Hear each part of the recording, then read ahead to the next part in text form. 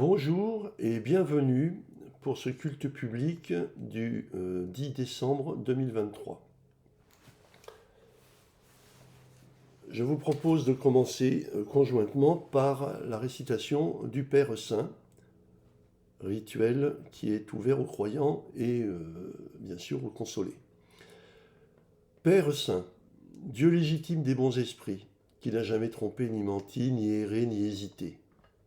Par peur à venir trouver la mort dans le monde du Dieu étranger, car nous ne sommes pas du monde et le monde n'est pas de nous, donne-nous de connaître ce que tu connais et d'aimer ce que tu aimes. Amen.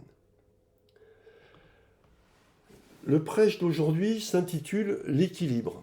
Je vais commencer par un poème de Louis Aragon paru dans la Diane française qui s'intitule Il n'y a pas d'amour heureux, tout au moins la première partie. Rien n'est jamais acquis à l'homme, ni sa force, ni sa faiblesse, ni son cœur. Et quand il croit ouvrir ses bras, son ombre est celle d'une croix. Et quand il croit serrer son bonheur, il le broie. Sa vie est un étrange et douloureux divorce. Je trouve ça assez parlant, vous me donnerez votre avis. Qu'est-ce que l'équilibre ? La définition officielle, c'est état stable où aucune force n'agit plus ni dans un sens ni dans l'autre. L'équilibre dans ce monde n'existe pas. D'un point de vue matériel, que ce soit physique ou chimique, l'équilibre est une illusion. En effet, sur le plan physique, notamment, en raison de la pesanteur et de la rotation de la Terre, tous les corps sont en mouvement et doivent compenser ces forces pour se maintenir dans un état apparent d'équilibre. Vous pouvez facilement le vérifier en vous mettant debout et en observant les comportements de votre corps. En fait, il compense en permanence une chute en avant ou en arrière pour rester droit. Mais me direz-vous, si l'on place un objet sur un autre et qu'il demeure stable, on peut dire qu'il est en équilibre. Pas du tout, car comme je viens de le dire, les forces qui s'exercent sur lui le poussent à se rapprocher du noyau terrestre en raison de la gravité d'une part, et à compenser une chute du fait de la rotation terrestre d'autre part. C'est donc une illusion d'équilibre. Comme l'a montré Galilée, laisser tomber une pierre du haut d'un mât d'un bateau jusqu'au pied produit le même résultat que le bateau soit à l'arrêt ou en mouvement. C'est-à-dire que la pierre tombe au pied du mât. Sauf que, quand le navire est en marche, la pierre se déplace en tombant au même rythme que le bateau avance, et parcourt ainsi une distance identique à celle du bateau, alors que quand le bateau est à l'arrêt, c'est le déplacement de la Terre que celui-ci et la pierre suivent. Sur le plan intellectuel et psychologique, les choses sont comparables. Ce qui provoque une forme de déplacement de notre mental est ce que j'appelle la sensualité, c'est-à-dire l'ensemble des réactions liées à chacun de nos cinq sens. Le goût, la vue, l'ouïe, l'odorat et le toucher. Nous leur sommes soumis en permanence au point de ne plus nous en rendre compte. En fait, ils assurent une activité permanente de notre mental pour l'empêcher de se tourner complètement vers une perception extrasensorielle. Comme nos muscles, nos nerfs et nos os, quand nous sommes debout, ils compensent en permanence la tendance naturelle de notre mental à échapper aux lois de ce monde. Les cathares disaient que notre corps est une prison dans laquelle notre parcelle divine, l'âme divine, ou l'Esprit Saint, comme je l'appelle, est maintenue prisonnière et empêchée de tenter de s'évader vers une perception conforme à sa nature, mais contraire au dessein du démiurge maître de ce monde.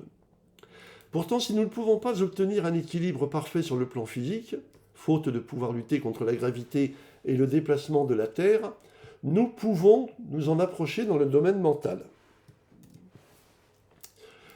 L'ataraxie est ce qui se rapproche le plus de l'équilibre dans ce monde. D'un point de vue général, l'homme qui cherche à s'extraire des contraintes du monde, à mettre ses cinq sens au repos, se trouve alors en repos intellectuel et accède à une forme de sérénité que l'on a tenté de reproduire dans des questions d'isolation très à la mode il y a quelques décennies. On peut aussi tenter de se rapprocher de cet état par étapes. Des exercices de relaxation existent qui aident ainsi à remettre une partie de nos sens au repos. En fait, cet état de détachement est ce qui nous protège du chaos mondain. Il peut être obtenu également par la saturation des sens. Cela peut sembler incohérent, mais cela fonctionne. Que ce soit en vous mettant au milieu d'un champ balayé par les vents ou dans une foule d'un grand magasin, la saturation des perceptions de vos sens va engendrer la possibilité de vous extraire mentalement de votre environnement. C'est d'ailleurs une méthode que l'on retrouve dans beaucoup de spiritualités. La spiritualité permet de se rapprocher de l'équilibre, notamment par la méditation récitative. La méditation est souvent présentée comme une façon d'atteindre l'équilibre mental. C'est vrai, mais cela ne se limite pas à la méditation silencieuse qu'utilisent les bouddhistes. D'ailleurs, ils utilisent aussi d'autres formes de méditation, comme celle qui consiste à psalmodier des versets d'un livre sacré, tout en faisant tourner des cylindres maintenus par une tige leur servant d'axe vertical et que l'on appelle des moulins à prière. Dans le monde chrétien, les rituels associent souvent la multiplication rapide de prières enchaînées, comme c'est le cas du rosaire ou du chapelet catholique, et bien sûr du rituel des heures cathares. L'enchaînement rythmé des phrases, d'autant plus efficace quand elles sont rimées, permet de saturer nos sens, ce qui laisse la part spirituelle plus à même de s'exprimer. L'erreur que commettent souvent les croyants cathares est de réciter leur Père Saint de façon assidue, ce qui mobilise les sens au lieu de les saturer, alors qu'ils savent très bien que ce texte n'est pas une prière au sens strict, puisque Dieu est inconnu et étranger, donc absent à ce monde. Autre technique complémentaire, le jeûne. Les communautés évangéliques qui réunissent à plein temps les consolés et les novices pratiquent eux aussi un rituel dit de l'oraison dominicaine où le pater remplace le Père Saint des croyants. Mais elles pratiquent aussi une autre méthode de dissociation spirituelle, le jeûne du rituel des jours. En effet, le jeûne cathare est une façon de s'entraîner à atteindre l'équilibre, même si cela peut sembler étonnant de prime abord. En effet, si le jeûne strict cathare d'un jour, c'est-à-dire la limitation à 100 grammes de pain, perturbe peu ses pratiquants assidus, quand on dépasse ce seuil, l'organisme ressent un fort déséquilibre et manifeste sa souffrance due à la privation de nourriture. La semaine de jeûne strict, qui dure 8 jours au début des 3 carèmes, permet de passer par les divers états de l'équilibre. Au début, sur une période d'environ 3 jours, le pratiquant ressent le déséquilibre important que cause la privation. Je rappelle d'ailleurs qu'autrefois, ces 3 jours de jeûnes initiaux étaient si difficiles à supporter qu'on les dénommait trépassés, c'est-à-dire passer 3 jours, ce qui aujourd'hui est assimilé à la mort. Le reste du carême, du jeûne initial se passe en général sans souffrance particulière, l'organisme s'étant habitué. Ensuite, l'organisme qui s'est adapté et qui puise dans ses réserves pour ne plus souffrir, jusque sans doute au dernier jour, et va provoquer chez le pratiquant une certaine euphorie qui va alors découvrir que le temps que lui donne l'absence de ses pratiques alimentaires, de la cuisine, à l'alimentation et au nettoyage de la vaisselle, lui offre un temps qu'il va mettre à profit pour approfondir son introspection spirituelle. L'approfondissement culturel et spirituel, troisième technique, complémentaire des deux premières. Le catharisme est une religion qui accorde une grande part à l'étude, qui est la première marche menant via la foi et la connaissance à l'éveil spirituel grâce auquel le nouveau croyant commence son cheminement spirituel. Or, pour chercher l'équilibre, il faut d'abord avoir connaissance de son absence. Le constat repose sur une analyse fine d'éléments que nous avons tendance à négliger car notre culture nous les présente comme acquis. Le fait que le monde est la création de Dieu et de nature a nous poussé à négliger sa réalité objective et à traiter comme des interférences tout ce qui pousse logiquement à croire qu'il n'en est rien. Le fait que l'homme est responsable du monde en ce monde, du fait de son libre arbitre, nous conduit à considérer que ce monde est amendable et perfectible, et que c'est de nous que viennent les problèmes. Au final, on peut nous donner à croire que l'équilibre est naturel dans ce monde et que le chaos est de notre fait, soit exactement l'inverse de la réalité. Pourtant, le chaos est bien antérieur à l'homme. Depuis son origine apparente, voici près de 14 milliards d'années, c'est par des bouleversements gigantesques que se sont formés les soleils, les planètes, les galaxies et même les trous noirs. Sur notre planète vieille de 5 milliards d'années, ce sont aussi des bouleversements qui ont modifié la planète et son atmosphère, la rendant propre à la vie. Ces bouleversements ont également effacé la vie de façon quasiment totale à 5 reprises avant même que l'homme n'apparaisse. Depuis ces 65 millions d'années qui nous séparent du dernier grand bouleversement lié à la chute d'une météorite, selon l'avis quasi unanime des chercheurs, l'activité volcanique, tectonique et maritime a largement participé au chaos que vit l'humanité.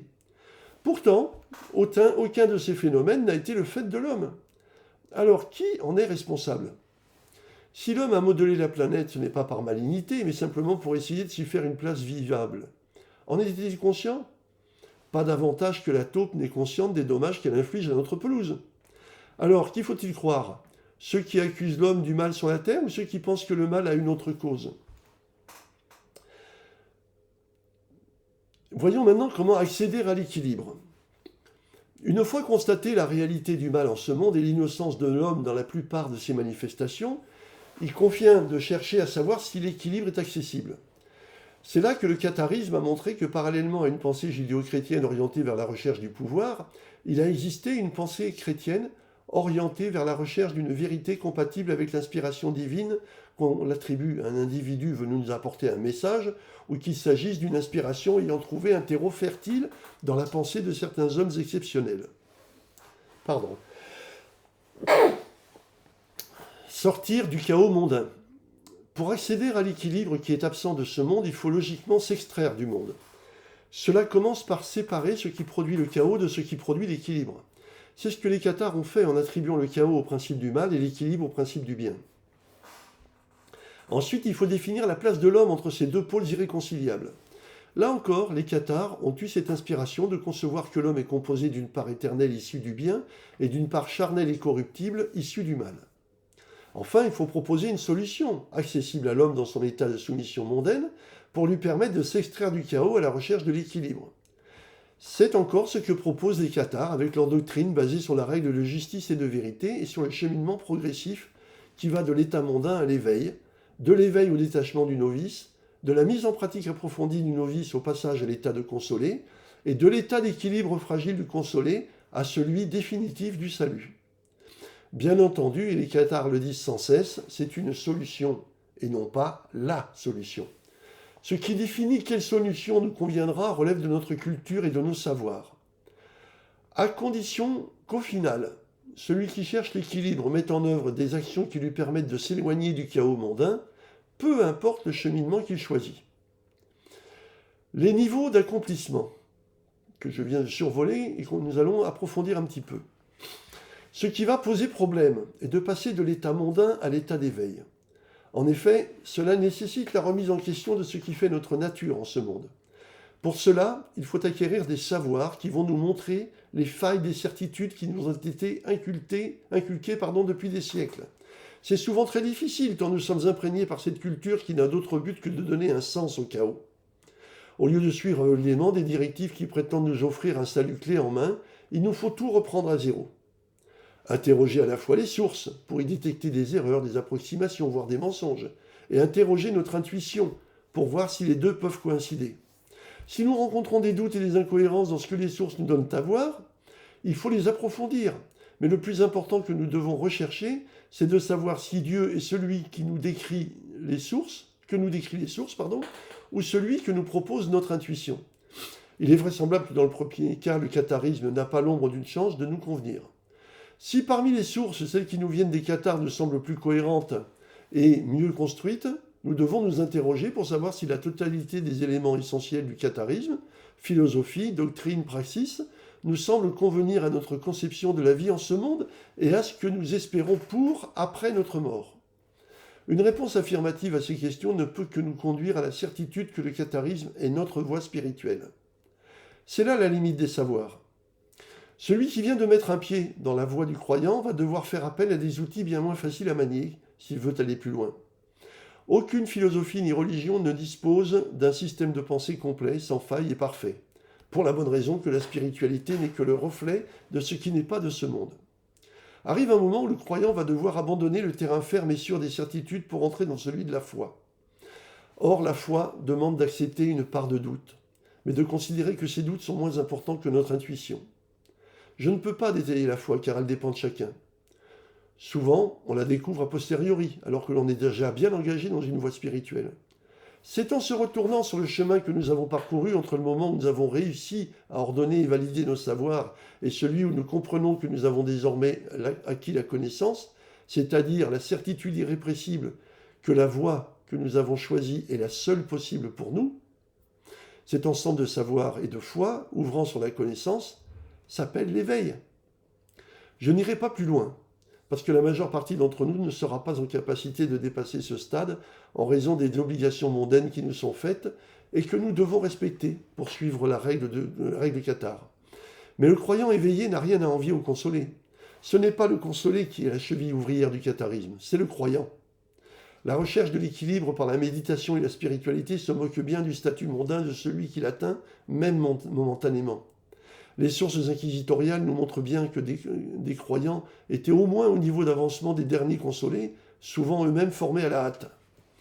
La seule conclusion que je puisse vous proposer est donc de trouver votre voie vers l'équilibre. Je terminerai en vous récitant le pater, que vous voudrez bien écouter sans participer. Père Tout-Puissant, principe des esprits saints, ta volonté agit sur tout le bien. Ton Saint-Esprit nous guide comme il te plaît pour que ta grâce puisse nous être accordée. Donne-nous chaque jour la nourriture que ta parole et ton amour procurent. Remets-nous nos fautes et nos manquements comme pour nos frères nous en faisons autant, et soutiens-nous dans les difficultés afin de nous délivrer du mauvais. Amen. Je vous remercie de votre attention et je vous donne rendez-vous le mois prochain. Au revoir.